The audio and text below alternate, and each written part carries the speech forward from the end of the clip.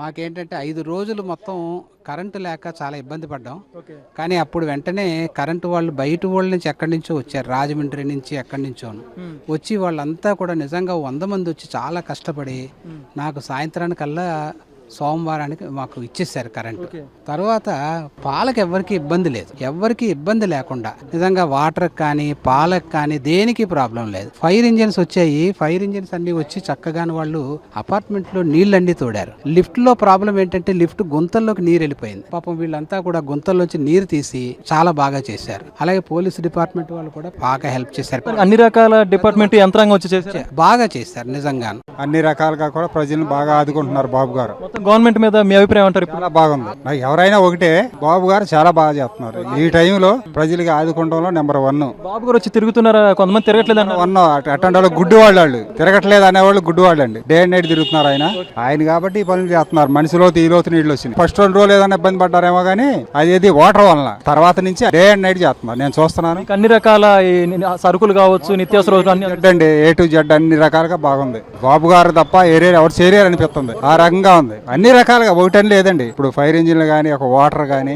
తాగే drinking water కానీ, food కానీ, పాలు కానీ, పిల్లలకి బిస్కెట్లు కానీ, మెడిసిన్స్ కానీ, నిత్యావసర వస్తువులు కానీ, అన్ని రకాలుగా మనిషికి ఏం కావాలో అన్ని చాలా బాగా చేస్తున్నారు. ఈ వరద సమయంలో, చిక్కుకున్న ఆపద సమయంలో గవర్నమెంట్ యంత్రాంగం ఎలా పనిచేస్తుంది మొత్తానికి? చంద్రబాబు నాయుడు గారు కానీ ఇది కానీ ఈ వయసులో కూడా ఆయన వచ్చి బాగా చేస్తున్నారండి. రాజకీయాలు అంటే మనం ఏ పార్టీకి అతీతం కాదు, బాగా చేస్తున్నారు. మాకు ఫ్లడ్ వచ్చినప్పటి నుంచి కానీ ఫుడ్ కానీ, వాటర్ కానీ, ఇతర ఇగో మెడిసిన్ కానీ. 74 ఏళ్ళ ముసలి అసలు బయటికి రావట్లేదు కొంతమంది ఆరోపిస్తున్నారు. అది చాలా తప్పు సార్. వరద వచ్చినప్పుడు అయితే అర్ధరాత్రి 1 గంట కూడా 2-3 సార్లు వచ్చారు. అర్ధరాత్రి 1 గంట కూడా వచ్చి తిన్నావా లేదని అడిగిన ఈ రోజుల్లో ఎవరున్నారండి చెప్పండి? ఈ వయసులో ఆయన అర్ధరాత్రి రావాల్సిన పని లేదు. ఇంత యంత్రాంగాన్ని ఇంత ఇదిగా పెట్టి అంత చేస్తున్నారు. తప్పు తిని లేదనకూడదు. అందరికీ శుభ్రంగా అందుతుంది. ఫుడ్ కి లోటు లేదు, మందులకి కానీ వాటర్ కానీ ఎటువంటి ఇబ్బంది లేదు సార్. మినిస్టర్లు రోజుకి ఒక 2-3 ఇక్కడే పెడుతున్నారు. యంత్రాంగం మొత్తం ఇక్కడే ఉంది. ఆల్మోస్ట్ ఎవరికి ఏ ఇబ్బంది లేకుండా అన్ని చేస్తున్నారు. మొన్న వరద తగ్గింది, మొత్తం బ్లీచింగ్ తో నీట్ గా ఫైర్ ఇంజన్లు పెట్టి రోడ్లు మొత్తం క్లియర్ చేశారు. అంతా బాగానే ఉంది సార్. బాబు గారు లేకపోతే ఈ పరిస్థితి ఇలా ఉండేది కాదు, మరీ దారుణంగా ఉండేది. బాబు గారు లేకుండా ఇప్పుడు ఎలా ఉండదు అనుకో. బాబు గారు లేకపోతే మేము నెట్టిట్లో మునిగిపోయే వాళ్ళం, చచ్చిపోయే వాళ్ళం. అంతా దారుణంగా ఉండేది, అంతా బాగుండేది. బొత్స సత్యనారాయణ గారు వచ్చి ఇలా వెళ్ళిపోయినారు అంతే. ఇంకేట్ చేసేది లేదు. అక్కడ ఏమో ఒకటి ఇస్తే కదా దాని ఉండేది. ఏటి ఇవ్వలేదు, అక్కడ ఏం పంచలేదు, ఏం చేయలేదు. కూరగాయలు ఇవన్నీ కూడా మీకు తక్కువ రేట్లకు అమ్ముతున్నారు, బ్లాక్ మార్కెట్ లో లేదు సార్. బ్లాక్ మార్కెట్ లేదు, కరెక్ట్ టైం అందుతుంది, కరెంట్ ఇస్తున్నారు. ఈ ప్రభుత్వం ఎలా పనిచేస్తున్నారు? బాగా పనిచేస్తున్నారండి. సీఎం నైట్ పగలు నిద్ర లేకుండా తిరుగుతున్నారండి. పడవలు బాగా వస్తున్నారు, బాగా చేసి పెడుతున్నారు. చేసే దగ్గర అయితే ఇబ్బంది లేదు. కొంతమంది అసలు ఎవరు రావట్లేదు, ఎవరు పట్టించుకోవట్లేదు. బాబు గారు కూడా ఇంట్లో ఉంటున్నారని అంటున్నారు. మరి లేదండి, బాబు గారు అయితే ఉండట్లేదండి. బాబు గారు మటు రాత్రి పగలు అనకుండా బాగా చేస్తున్నారు. ప్రభుత్వం బానే ఉందండి. ఇప్పుడు గవర్నమెంట్ ఇప్పుడు వచ్చిన ప్రభుత్వం బానే ఉంది. అంత ముందు అయితే అడుగంటి పోయేవాళ్ళం. ఇప్పుడు వరదల్లో బాగానే చేస్తున్నారు.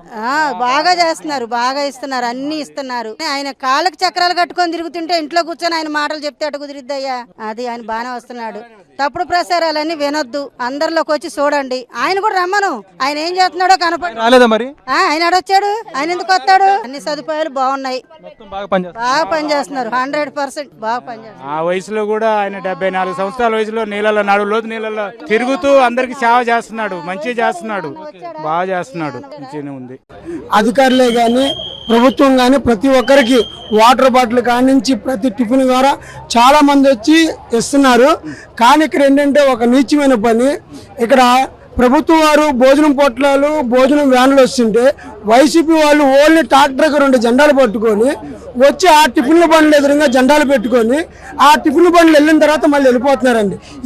ఇక్కడ వచ్చి వైసీపీ వారు ఎటువంటి సాయం కూడా చేయలేదండి. ఊరకనే ఒక ట్రాక్టర్కి 2 జెండాలు తగిలించుకొని ఒక ఇంజిన్ వేసుకొచ్చి అక్కడ గుండు ఒక అరగంటనే వెళ్ళిపోతున్నారు. ఏది ప్రభుత్వం తెచ్చిన వెహికల్ వాళ్ళు తెచ్చినట్టు అక్కడ చూపించుకుంటున్నారు తప్ప. నిన్న జగన్మోహన్ రెడ్డి వచ్చాడండి, ఆ చివరి దాకా వెళ్ళాడు. ఇక్కడ ఎంతమంది ప్రజలు బాధలో ఉంటే ఆయన నవ్వుతా పరామర్శిస్తాడు ఏంటండి? బాధలో ప్రజలు ఉంటే బాధ పట్టించుకోవాలి కానీ